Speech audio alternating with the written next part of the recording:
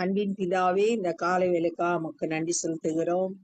எதை செய்தாலும் கர்த்தருடைய நாம மகிமைக்கென்று செய்யுங்கள் என்று சொல்லப்பட்டபடி, ஆண்டவரே, இந்த நாள்ல நாங்க செய்கிற எல்லா காரியத்தின் மூலம் உமக்கு மகிமை உண்டாகணும் ஆண்டவரே. அப்பா, இப்பொழுதும் கூட நாங்க தியானிக்கிற இந்த வேத பகுதியை எங்களுக்கு ஆசீர்வாதத்தை தாங்க. எங்களோடு பேசுங்க. நேசிக்கிற இயேசு கிறிஸ்துவின் இனிய நாமத்தில் கேட்கிறோம் பிதாவே, ஆமென். 2 ராஜாக்கள் 3வது அதிகாரம் 20வது வசனம். மறுநாள் காலமே பலி செலுத்தப்படும் நேரத்தில், இதோ தண்ணீர் ஏதோம் தேசம் வழியாய் வந்ததினால் தேசம் தண்ணீரால் நிரம்பிற்று. முந்தின பகுதியில 3 ராஜாக்கள் சேர்ந்து யுத்தத்துக்கு வந்தாங்க. மோவாப்புக்கு எதிராக இஸ்ரவேல் ராஜாவாகிய யோராம், யூதா ராஜாவாகிய யோசபாத், அப்புறம் 3வது ஏதோமோடைய ராஜா. 3 பேர் சேர்ந்து மோவாபியருக்கு எதிராக யுத்தத்துக்கு வந்தாங்க. அவங்க வர்றப்ப தண்ணி இல்லாம போயிருச்சு. இராணுவத்துக்கும் அனிமல்ஸ்க்கும் தண்ணி இல்லாம போயிருச்சு. அப்ப எலிசாட்ட போய் கேக்குறாங்க. கேட்கும்போது எலிசா சொல்றாரு, வாய்க்காலை வெட்டுங்க, பள்ளத்தாக்கு எங்கும் வாய்க்காலை வெட்டுங்க, காற்றையும் மழையும் காண மாட்டீங்க, ஆனா பள்ளத்தாக்கு தண்ணீரால் நிரப்பப்படும். தண்ணி வர்றதுக்கு சோர்ஸ் காரணமா இருக்கிறது காற்றும் மழையும். அது இல்லைன்னா தண்ணி வர்றதுக்கு வாய்ப்பு இல்லை. ஆனா அது ரெண்டையும் நீங்க பார்க்க மாட்டீங்க. ஆனா பள்ளத்தாக்கெல்லாம் தண்ணீரால் நிரப்பப்படும். கர்த்தர் ஒரு அற்புதத்தை செய்து தண்ணீர் வர செய்வார். அது மாத்திரம் இல்ல, மோவாபியரை நீங்க ஜெயிப்பீங்க. இந்த 2 காரியத்தையும் எலிசா மூலம் தீர்க்க தரிசனமா அந்த வார்த்தைகளை பெற்றுக்கொண்டு இருந்தாங்க. இப்ப மறுநாள் காலையில பலி செலுத்தப்படும் நேரத்துல தண்ணீர் எலிசா சொன்ன மாதிரியே ஏதோம் தேசத்துல இருந்து தண்ணீர் அவங்களுக்கு நிரப்பிச்சு, தங்களோடு யுத்தம் பண்ண ராஜாக்கள் வருகிறதை மோவாபியர் எல்லாரும் கேட்டபோது, அவர்கள் ஆயுதம் தரிக்கத்தக்க வயதுள்ளவர்களையும் அதற்கு மேல் தரமானவர்கள் எல்லாரையும் கூட்டி அழைத்து கொண்டு எல்லையிலே நின்றார்கள். இப்ப இவங்க 3 ராஜாக்களும் யுத்தத்துக்கு வர்ற செய்திய கேள்விப்பட்டு மோவாபியரும் யுத்தத்துக்கு ஆயத்தமாயிட்டாங்க.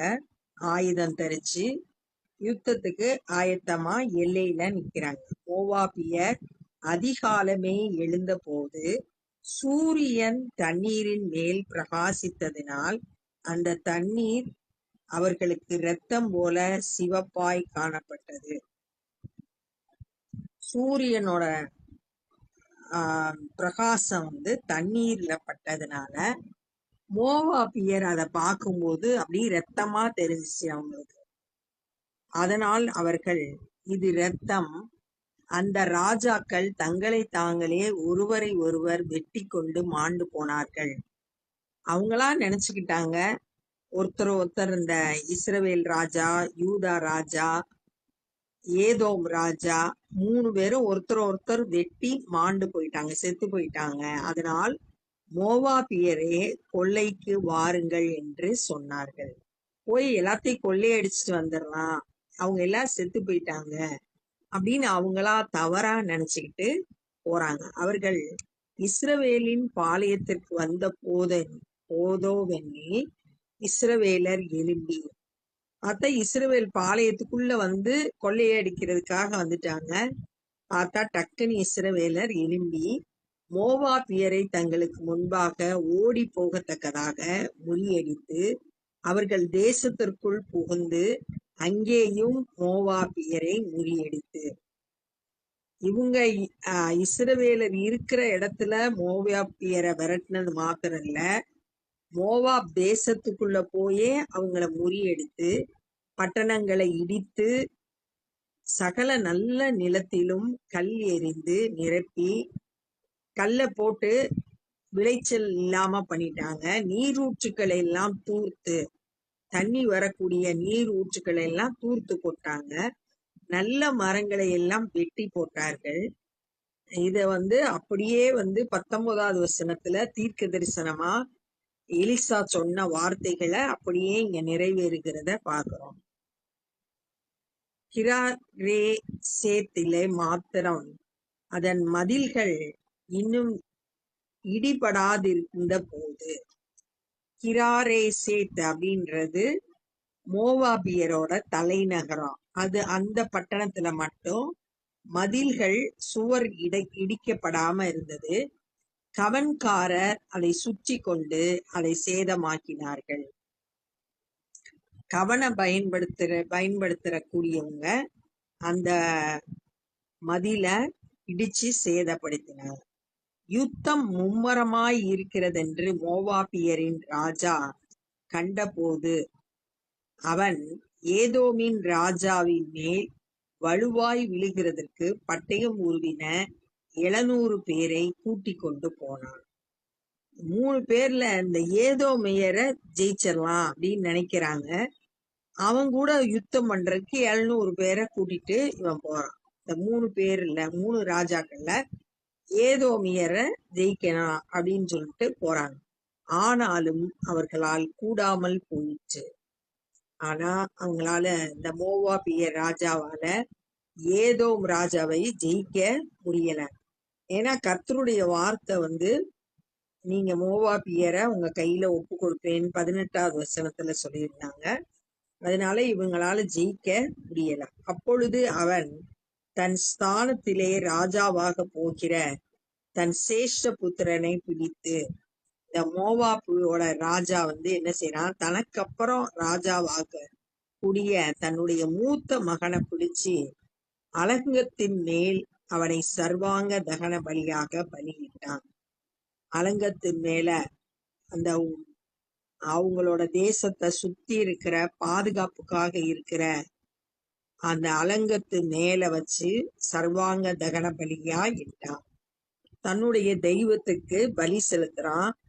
1 ராஜாக்கள் 11வது அதிகாரம் 7வது வசனத்துல மோவாபியரோட கடவுளோட பேரு அங்க சொல்லப்பட்டிருக்கு. என்ன பேரு சொல்லியிருக்கேன்னா, காமோஸ் காமோஸ் காமோஸ் தான் அவங்களோட தெய்வத்தோட பேரு. அந்த காமோஸுக்கு இவன் என்ன செய்யறான், தன்னுடைய மூத்த மகனை சர்வாங்க தகன பலியா பலியிடுறான். அப்பொழுது இஸ்ரவேல் மேல் கடும் கோபம் மூண்டதினால் அவர்கள் அவனை விட்டு புறப்பட்டு தங்கள் தேசத்திற்கு திரும்பி விட்டார்கள். இஸ்ரவேலர் அதுக்கப்புறம் யுத்தம் பண்ணாம அவங்க தங்களோட தேசத்துக்கு திரும்பி வந்துட்டாங்க. அப்ப இந்த நாள்ல என்ன கற்றுக்கொண்டோம்னா, எலிசா தீர்க்கதரிசி சொன்ன மாதிரி அடுத்த நாள் காலையில பலி செலுத்துற வேலையில தண்ணீர் ஏதோம் வழியா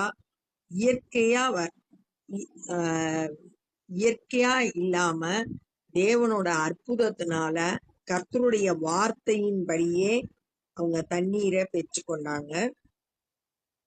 இவங்க யுத்தத்துக்கு வர்ற செய்தியை கேள்விப்பட்டு மோவாபிய ராஜா அவனோட எல்லையில ஆயுதம் தரித்த உங்களையும் நிப்பாட்டினா யுத்தத்துக்கு. ஆனா மோவாபியர் அதிகாலை எழுந்த போது அந்த தண்ணியில சூரியன் பட்டதுனால அங்க ஃபுல்லா ரத்தம் போல காட்சி அளிச்சிச்சு. உடனே அவங்களா நினைச்சுக்கிட்டாங்க, இந்த 3 ராஜாக்களும் ஒருத்தரோட ஒருத்தர் சண்டை போட்டு செத்து போயிட்டாங்க, நம்ம போய் கொள்ளையடிச்சிட்டு வந்துடலாம் அப்படின்னு சொல்லிட்டு இஸ்ரவேலர் பாளையத்துக்குள்ள அசால்ட்டா உள்ள நுழைகிறாங்க.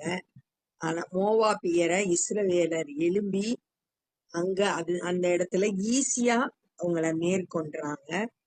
அவங்களோட பட்டணத்தை, அவங்களோட நிலத்தை, நீரூற்றுக்களை, மரங்களை எல்லாம் ஒண்ணுமில்லாம ஆக்கிட்டாங்க. அவங்களோட தலைநகர மதில் இடிக்காம இருந்துச்சு. கவன்காரர்கள் அதை சுத்தி சேதமாக்குறாங்க. யுத்தம் மும்முரமா நடந்துகிட்டு இருக்கப்ப மோவாபியர் ராஜா ஏதோம் ராஜாவை ஜெயிச்சிடலாம் அப்படின்னு நினைச்சு 700 பேரை தன்னோட கூட்டிட்டு போறான். ஆனா அவனால கூடாமல் போயிடுச்சு.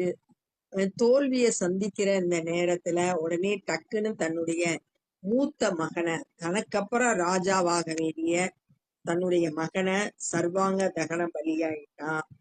அதுக்கப்புறம் இஸ்ரவேல் மக்கள் யுத்தம் செய்யறத விட்டுட்டு தங்களுடைய தேசத்துக்கு திரும்பினாங்க அப்படின்றத இந்த நாள்ல நம்ம தியானிச்சோம். இப்ப நம்ம ஜெபம் பண்ணுவோம். அன்பின் பிதாவே, இந்த நாள்ல கூட நாங்க கற்றுக்கொண்ட அந்த வேத பகுதிக்காய் நன்றி செலுத்துகிறோம். இன்றைக்கும் நீர் ஆண்டவரே இயற்கைக்கு அப்பாற்பட்ட விதங்கள்ல செயல்படுகிற தேவனாய் இருக்கிறேன். நீர் வல்லமை உள்ளவர்.